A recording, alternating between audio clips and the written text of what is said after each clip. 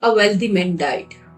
He owned three businesses, three houses, two luxury cars, and people across the city knew his name. But on the day of his funeral, only five people stood beside his grave. That same week, a poor tea seller died in the same city. He owned nothing, just a small roadside store. But hundreds of people came to say goodbye. Grown men wept, children brought flowers.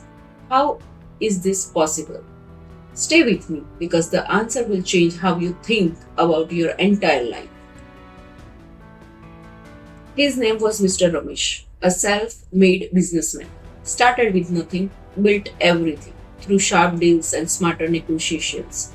He lived by one principle: every relationship must serve a purpose. If you could not offer him something useful, he had no time for you, not even his own family. His wife ate dinner alone most nights. His son called him twice a year on his birthday and when they needed money. His employees feared him, his neighbors avoided him. But his bank account, immaculate. Now, meet Ramu Kaka. Ramu Kaka ran a small tea stall on the corner of the same street where Ramesh's office stood.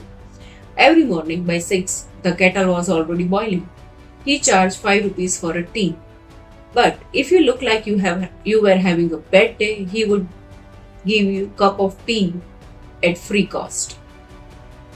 He remembered everyone's name, everyone's story, the student preparing for exams, the old widow who had no one to talk to, the young man who has just lost his job.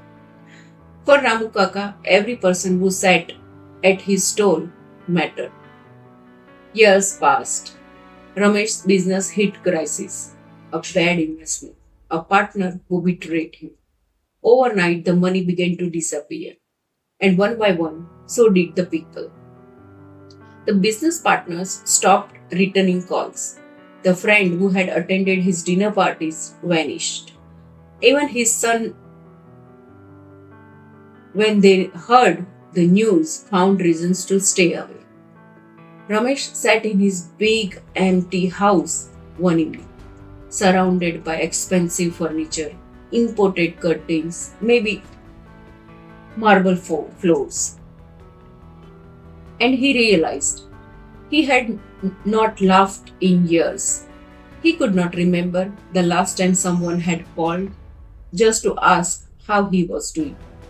He had spent 40 years building a life, and somehow at the end of it, he was completely alone. Meanwhile, Ramu Kaka was sick. Old age had caught up with him. He had to close his tea stall, but something remarkable happened. The student he had once given a free tea is now a doctor, came to treat him at no charge. The young man who had once lost his job, now a small business owner, brought groceries every week. The old widow's daughter organized a collection so Ramu Kaka's medical bills could be paid. People he had not seen in years found out and came back.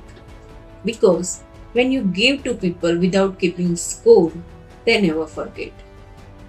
Ramesh heard about Ramu Kaka from a mutual friends.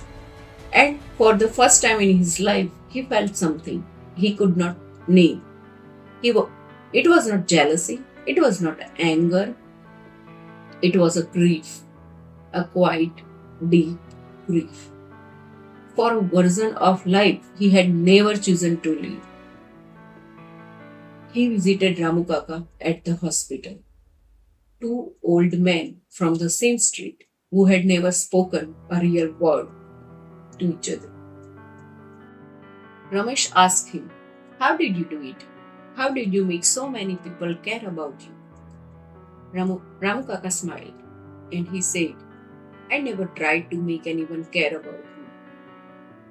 I only tried to care about them." That was it. That was the whole secret.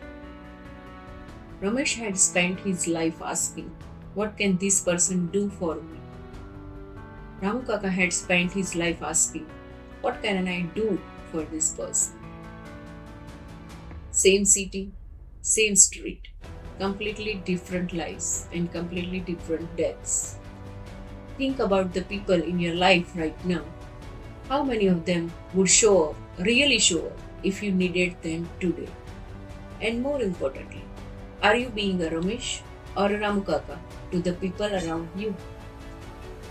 You do not need money to give someone your full attention. You do not need success to remember someone's name. You do not need a big house to make someone feel welcome. The relationships you build today with honesty, with generosity, and with genuine care, those are the only things that will still be standing when everything else falls away. Start small. Text a friend you have not spoken to in a while. Ask your parents how they are really feeling. Listen, truly listen the next time someone talks to you. That is where the real wealth lives.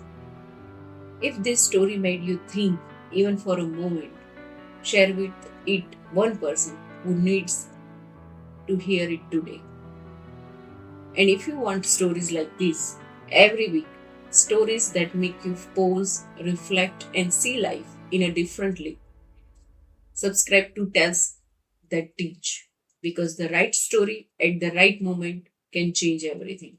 I will see you in the next one.